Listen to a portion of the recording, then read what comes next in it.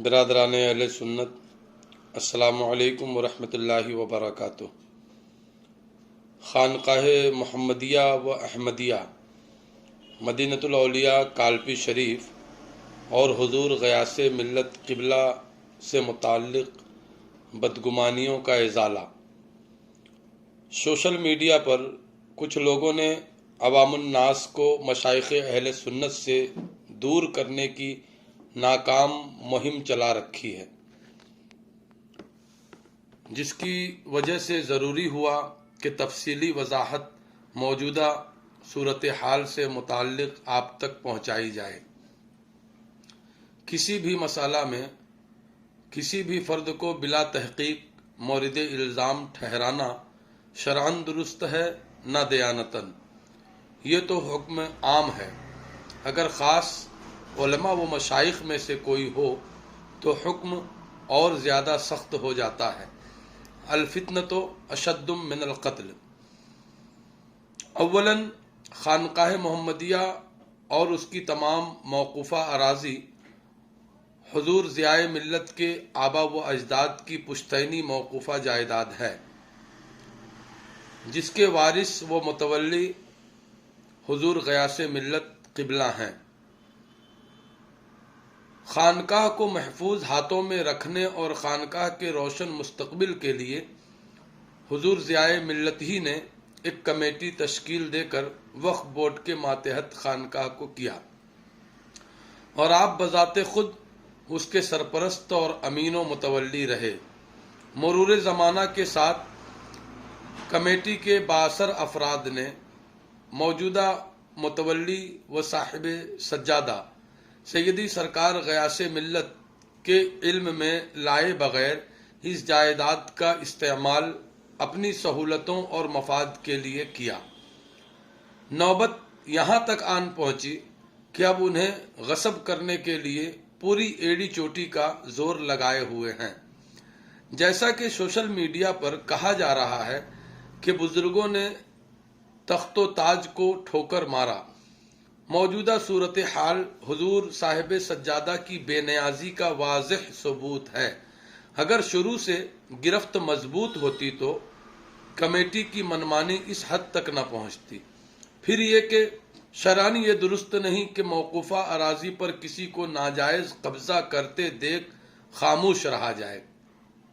حضور صاحب سجادہ خانقاہ محمدیہ کے متولی ہونے کے ساتھ ساتھ اس کے امین و محافظ بھی ہیں۔ انہی مقبوضہ اراضی میں حضور سیدنا میر محمد ترمذی رضی اللہ تعالی عنہ کی والدہ ماجدہ مخدومہ کائنات کی قبر شریف بھی ہے، اور خاندان کے کئی برگزیدہ شخصیتیں آرام فرما ہیں۔ سنی کہلانے والے قابضین کی سنیت کہاں گئی؟ عقائد اہل سنت کے مطابق عام مومنین کی قبروں کا احترام بھی لازم و ضروری ہے، اور یہ تو سادات کرام کی آرام گاہیں ہیں، جہاں جنہیں کالپی شریف میں حاضری کا شرف ملا ہے وہ بخوبی جانتے ہیں، اور جو کبھی حاضر نہ ہوئے وہ اس تحریر سے جان لیں کہ حضور سیدنا میر محمد ترمذی رضی اللہ تعالی عنہ کی والدہ ماجدہ کی قبر شریف کے ارد گرد پختہ عمارتیں چندی گئی ہیں۔ اس سے قریب نالی اور سڑکیں بھی جاری ہیں۔ کیا ہم اپنی والدہ کی قبر کو اس حال میں دیکھنے کے متحمل ہیں؟ آواز دو انصاف کو، انصاف کہاں ہے؟ نازش اہل سنت سیدی سرکار غیاث ملت انہی مقبوضہ اراضی کی بازیابی کے لیے کوشاں ہیں۔ معتبر ذرائع سے معلوم ہوا کہ خانقاہ شریف کی ٹوٹی ہوئی دکانوں اور زمینوں پر ملنے والے گورنمنٹی معاوضہ کی تقریباً کروڑوں روپے کو حضرت کے علم میں لائے بغیر کمیٹی ہضم کر گئی۔ خبر یہ بھی ہے کہ مختلف وسائل سے خانقاہ شریف کو حاصل شدہ رقوم میں تقریباً 40 کروڑ کی ہیرا پھیری اس کمیٹی نے کیا۔ لباس میں وہ چمک دمک ہے کہ دیکھنے میں لگے ملک ہے، لباس میں وہ چمک دمک ہے کہ دیکھنے میں لگے ملک ہے، मगर छुपी दिल में है बुराई, कोई सुनेगा तो क्या कहेगा। आप हजरात को ये मालूम हो कि 2018 में इस कमेटी की मियाद पूरी हो चुकी थी और अब मौजूदा कमेटी की कोई कानूनी हैसियत बाकी नहीं है। अब 3 साल बाद आकर उन्होंने हजरत से राबता किया, क्योंकि मजबूरी ये है कि हजरत के बगैर नई कमेटी को तश्कील देना नामुमकिन है।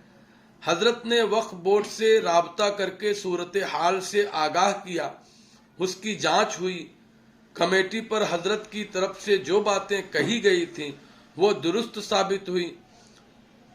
वक्फ बोर्ड ने मुतवल्ली होने की हैसियत से हजरत को पूरा इख्तियार दे दिया, मगर कमेटी ने पहली जांच को ये कहकर खारिज करवाया कि हजरत ने रिश्वत देकर फैसला अपने हक में करवाया है, लिहाजा दोबारा जांच हुआ। इस जांच में भी रिपोर्ट हजरत के हक में आई और वक्फ बोर्ड ने हुक्म जारी किया कि आप अपनी निगरानी में कमेटी को तश्कील दें और उस पर कब्जा हासिल करें, जिसकी खबर इलाका के डीएम को देकर हजरत चंद लोगों के हमराह खानकाह शरीफ पहुंचे, जहां हिरसो हसद में घिरी कमेटी और नाजायज कब्जा किए हुए उनके मुताल्लिकीन वक्फ बोर्ड के खिलाफ जाकर झगड़े पर आमादा हुए और बात फैलाई जा रही है कि हजरत ने गुंडागर्दी करवाया, जबकि मामला उसके बरअक्स है। वो लोग पहले ही लाठी और दिगर असलहों के साथ गुंडई करने को तैयार थे। एक बात यहाँ ये कहना चाहूंगा कि प्रशासन को 5 मुहर्रमुल हराम को ये खबर दे दी गई थी और वक्फ बोर्ड ने जो रिपोर्ट दिया था, जो इख्तियारात दिए थे, वो सौंप दिए गए थे। तो इन मामलात में कहीं ना कहीं प्रशासन और डीएम को हम जिम्मेदार मानते हैं कि अगर क्लियरेंस वक्फ बोर्ड से मिल चुकी तो फिर आपने ताखीर क्यों की। इस विवाद और इस झगड़े का सिरा कहीं ना कहीं प्रशासन को जाता है। प्रशासन की कोताही की वजह से ये 2 गुटों में झगड़ा हुआ, लिहाजा जो ही इल्म हुआ और वक्फ बोर्ड ने क्लियरेंस दे दिया तो प्रशासन को चाहिए था कि अपनी मौजूदगी में कब्जा दिलवाए, न कि इस तर्ज पर 2 गुटों को लड़ने के लिए छोड़ दिया जाए।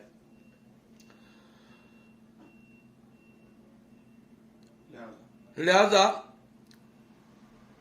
हजरत जिन हजरात को हिरासत में लिया गया उनमें हजरत की तरफ से 12 अफराद और मुखालिफिन में से 17 आदमी हैं। जाहिर सी बात है कि झगड़े की सूरत में फरीकैन को हिरासत में लिया जाता है। इस हक तलबी से हजरत की जात पर बोहतान लगाना कहां तक दुरुस्त है। खिरद का नाम जुनू पड़ गया, जुनू का खिरद। इतना कुछ होने के बावजूद भी पुरानी कमेटी वहां से हटने को तैयार नहीं। ये हठधर्मी नहीं तो क्या है। मज़कूरा तहरीर के पेश नजर अवाम अहले सुन्नत खुद फैसला करें कि ज्यादती हजरत की तरफ से हुई है या कमेटी की तरफ से। क्या कब्रों की बेहुरमती जायज है? क्या हजरत के आबा व अजदाद की मौकूफा विरासत पर कमेटी का जबरन काबिज रहना और उसका गलत इस्तेमाल सही है? क्या हजरत का अपने हक के लिए आवाज बुलंद करना और कानूनी चारा जोई करना गलत है? क्या हम और आप अपने आबा व अजदाद की विरासत को इस तरह बर्बाद होते देख सकते हैं? क्या मौकूफा इमलाक की रकूम को हड़प कर जाना हराम नहीं? कुछ बेमौसम मेंढक सोशल मीडिया में बिला तहकीक टरटराते नजर आ रहे हैं। उन्हें चाहिए कि सबसे पहले मामले की तहकीक करें, उसके बाद कोई वीडियो वायरल करें या किसी पर बहतान लगाएं, क्योंकि बिला तहकीक किसी पर बहतान लगाने की शरअन हमें मुसलमान होने की हैसियत से इजाजत नहीं। इल्जाम अगर साबित न कर सकें तो इल्जाम आप पर खुद लौटता है। दुआ है कि अल्लाह रब्बुल इज्जत अहले सुन्नत पर रहम फरमाए और हुजूर साहिब सज्जादा को उनके हमनवाओं के साथ फतह कामरानी से हमकिनार फरमाए। आमीन बिजाहे सय्यदुल मुरसलीन व अलैहिस्सलातु व तस्लीम।